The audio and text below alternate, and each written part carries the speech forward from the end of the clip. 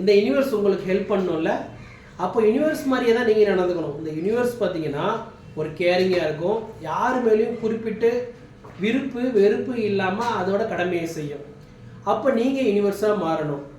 நீங்கள் யூனிவர்ஸ் பீப்புளுக்கு ஹெல்ப் பண்ணுற மாதிரி உங்களால் முடிஞ்ச அளவுக்கு பீப்புளுக்கு ஹெல்ப் பண்ணலாம்.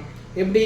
உங்களால் முடிஞ்ச அளவுக்கு ஒரு யாரையா ஒருத்தங்களுக்கு எஜுகேஷன் கொடுக்கலாம், ஃபுட் கொடுக்கலாம், ஏதோ ஒரு கேரிங். யூனிவர்ஸ் என்ன பண்ணுதோ அதோட மனநிலையிலேருந்து நீங்கள் பண்ணும்போது யூனிவர்ஸ் உங்களுக்கு ஆட்டோமேட்டிக்காக ஹெல்ப் பண்ண ஆரம்பிக்கும்.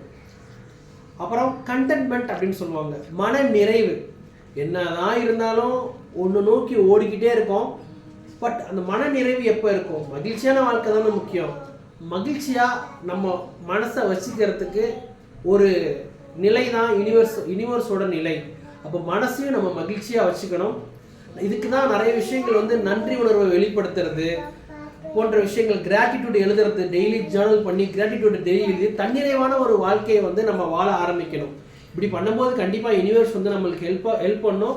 Law of attraction XXX 10x லெவலுக்கு உங்களுக்கு ஒர்க் பண்ண ஆரம்பிக்கும்.